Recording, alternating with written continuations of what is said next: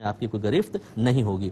ایک کویشچن انہوں نے کیا تھا کہ بعض اوقات روٹی وغیرہ بچ جاتی ہے تو اس کو بھوسی ٹکڑے میں ڈال دیتے ہیں، حالانکہ وہ ایسی اس قابل ہوتی ہے کہ کسی غریب کو دیا جا سکتا ہے، اور جب ان کو منع کرتے ہیں تو بولتے ہیں بس ٹھیک ہے، یہ کسی جب بھوسی ٹکڑے ہم بیچیں گے کوئی کسی نہ کسی کام میں تو آ جائے گی۔ کیا حکم شرع ہے؟ ایسا رویہ کیسا ہے؟ دیکھیں، پہلی بات تو یہ کہ کھانا اتنا ہی بننا چاہیے کہ بچے نہیں، ٹھیک ہے نا، بچے ہی نہیں، روٹی لمیٹڈ ہو اور سالن بھی اپنے پلیٹ میں اتنے اتاریں کہ آپ آرام سے صاف کر سکیں۔ ہاں، اگر آپ کسی کو دینا چاہتے ہیں پڑوسی، جیسے نبی کریم نے ارشاد فرمایا کہ جب کھانا بناؤ اس میں تھوڑا شوربہ زیادہ کر دو اور اسے اپنے کسی غریب محلے دار کو دے دو، تو اگر دینے کی نیت ہو پھر تھوڑا زیادہ کر لیجئے، کوئی حرج نہیں ہے، لیکن دینے کی نیت بھی نہیں ہے، خود ہی کھانا ہے اور ضرورت سے زائد بنا لیں، تو پھر ایسا ہوتا ہے کہ کفران نعمت ہوتا ہے، یعنی نعمت کی ناشکری میں انسان مبتلا ہوتا ہے۔ سالن آدھا پلیٹ میں پڑا ہوا ہے، آدھا کھا لیا ہے، اس کو سنک میں بہا دیتے ہیں، وہ کسی کے منہ میں نہیں جاتا۔ یہ اچھی طرح یاد رکھیں کہ اگر بالکل ضائع کر دیا گیا تو اس ایک ایک نعمت کا حساب ہوگا اور آخرت میں اس کے جواب دہی کرنی ہوگی۔ تو لہٰذا اپنے محلے میں کوئی غریب دیکھیں جو روٹی بچ گئی ہے اس کو صاف ستھرا کر کے اس کو تل لیں، اس پہ توے کے اوپر تیل ویل ڈال کے تو ذرا پراٹھا سا بن جائے گا، اور تھوڑا سالن جو بچا ہوا ہے وہ لے کر کسی غریب کو دے دیں، خوش ہو کے کھائے گا، آپ کو دعائیں دے گا۔ لیکن یہ طریقہ کار غلط ہے جو آپ بھوسے ٹکڑے کہہ رہے ہیں کہ جی کہیں نہ کہیں جانور وغیرہ کے استعمال میں آ جائیں گے اور کوئی چیز بن جائے گی۔ آپ کو پتہ ہے یہ کس کس استعمال میں ہوتے ہیں؟ ہو سکتا ہے جو آپ ڈبل روٹی کھا رہے ہوں ان میں بھی بھوسے ٹکڑے ملے ہوئے ہوں، اور پھر اس کی کتنی بے حرمتی ہوتی ہے یہ بھی آپ جا کر کبھی کسی کباڑیے کی دکان پر دیکھیں۔ ہم چونکہ مفتی کی حیثیت سے کام کرتے ہیں، ہمیں مختلف عرف اپنی نگاہوں میں رکھنے ہوتے ہیں، تو اتنی بے حرمتی ہوتی ہے روٹیوں کچھ حد نہیں، اس پر چڑھ رہے ہوتے ہیں، اور کوئی بعید نہیں کہ ان کو پیس کر آٹے میں ملا کر پھر آپ کو دے دیا جاتا ہو، اس لیے ذرا احتیاط کیجئے اور اپنے گھر میں اس کو استعمال کریں۔ لیکن انہوں نے بلیاں بچے دیتی ہیں اور ابھی فیڈ کروا رہی ہوتی ہیں، لیکن گھر والے اس لیے بچوں کو دور کر دیتے ہیں کہ بڑے ہوں گے تو گھر میں گندگی کریں گے، کیا حکم شرع ہوگا؟ دیکھیں، یہ ایک ظلم کی صورت ہے۔ ایک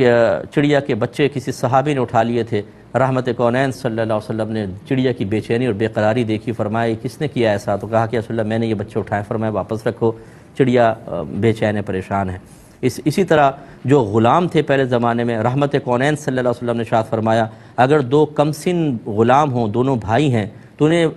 ایک الگ الگ نہ بیچو، ان کو ایک ساتھ بیچو، کیوں؟ ابھی چھوٹے ہیں، جدا کر دو گے جدائی کا غم پیدا ہوگا۔ ایسے ہمارے نبی تھے، تو یا تو بلی پالے ہی نہیں گھر کے اندر پھر آپ، اور اگر پالتے ہیں تو پھر بچوں کو اس طرح جدا کرنا کہ ابھی وہ دودھ پہ پل رہے ہیں بیچارے، اس غذا پر وہ ان کی زندگی موقوف ہے، اور آپ ان کو باہر اٹھا کر پھینک دیں، یہ بالکل ایسا ہے جیسے کسی انسانی عورت ہے اور اس سے اس کے بچے کو اس دوران جدا کر دیا جائے، کتنی اذیت اور تکلیف ہوگی اور بچے کے نشو و نما پہ کتنا فرق پڑے گا، ان چیزوں کا ضرور خیال کرنا ہوگا۔ ایسے ہی کہتے ہیں کہ جب یا پھر کسی چھوٹا بچہ لے کے پال لیتے ہیں بلی کا کہ بھئی شروع سے ہی جو ہے یہ ہمارے پاس پلے گا اور مانوس ہو جائے گا، اس میں بھی یہ حکم شرع ہے جو میں نے آپ کی خدمت میں ذکر کی۔ یہ کہتے ہیں کہ کوئی خاتون انہوں نے یہ کہا کہ اللہ کو چاہیے تھا کہ جو مردوں کو اختیار دیے وہ عورتوں کو بھی دیتا، قرآن و سنت کی روشنی میں ایسی عورت کے بارے میں کیا حکم ہوگا؟ میری ایسی تمام بہنیں جو زیادہ علم حاصل نہیں کرتی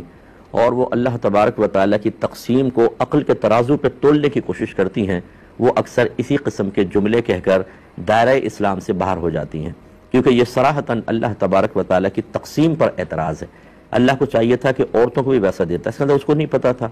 وہ پوری کائنات کا نظام چلا رہا ہے۔ خدا را ذرا اللہ کی معرفت حاصل کریں جو ہمارے گھروں میں سب سے کم ہے،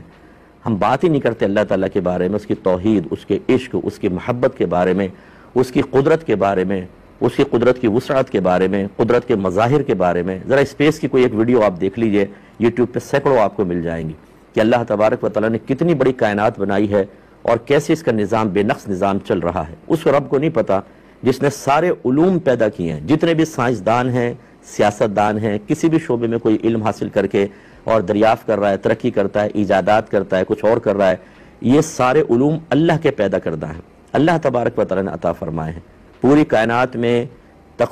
نظام تقسیم رزق دیکھ لیں آپ، کہاں کسی باغ میں کوئی چیز لگتی ہے، ایک پھل لگا ہوتا ہے جیسے انار ہے، اس کے دانے اللہ نے تقسیم کیے ہوئے ہیں کہ 100 دانے اس کے پیٹ میں جائیں گے، 50 دانے اس کے پیٹ میں، 40 دانے اس کے پیٹ میں، ہم اندازہ بھی نہیں کر سکتے، اور پھل چلتا ہے، بازار میں آتا ہے، گھر میں آتا ہے، کٹتا ہے، اور ایسے ہی دانوں کی تقسیم ہو جاتی ہے۔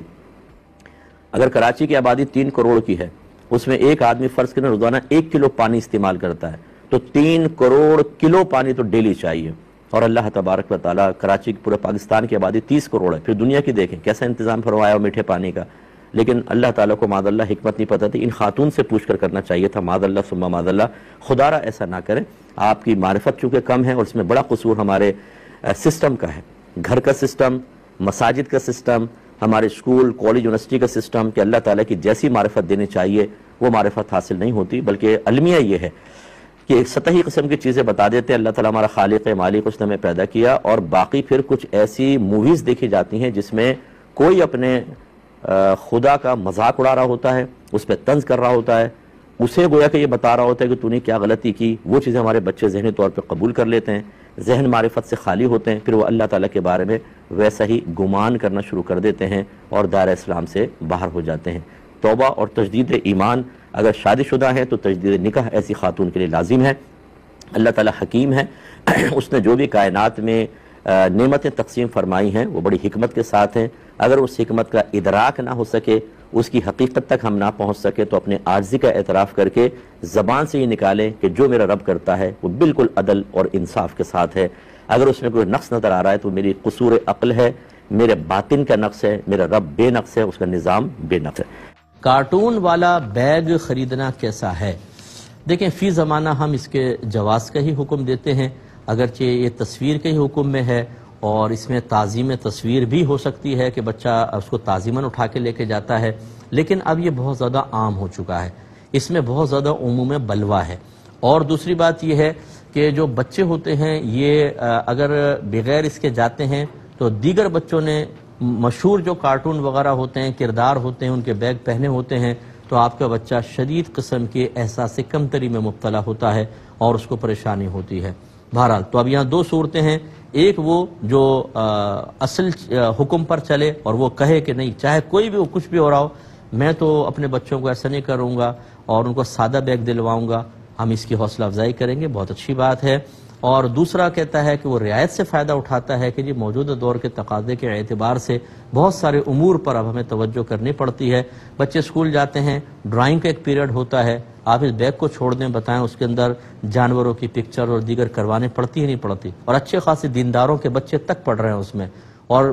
پوری دنیا کے اندر لاکھوں مسلمان انوالو ہو چکے ہیں، کیا ان کو سب کو ہم گناہگار قرار دیں؟ اس میں تھوڑی بہت کسی نہ کسی شرعی طریقے سے رعایت کا پہلو نکالنا ہوتا ہے، یہی مزاج شرع ہوتا ہے۔ اور جو بھائی اس پر سختی کرتے ہیں وہ اپنے بچوں کو محسوس کر لیں کہ وہ بچے احساس کمتری کا شکار ہوتے ہیں، وہ گھٹتے ہیں، وہ دوسروں کو دیکھتے ہیں، اچھا بچے مذاق اڑاتے ہیں، تمہارا بیگ تو سادہ سا ہے، ہمارے پاس دیکھو یہ ہے بیگ، تو ان بیچاروں کو پھر حسرت ہوتی ہے، اور آپ نے تو ایک دین پر عمل کیا لیکن بچے کی شخصیت جو ہے وہ بعض اوقات مسخ ہونا شروع ہو جاتی ہے، تو پھر اس کا متبادل بھی آپ تلاش کریں۔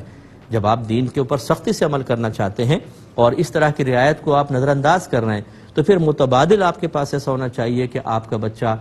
حوصلہ شکنی کا شکار نہ ہو، احساس کمتری کا شکار نہ ہو۔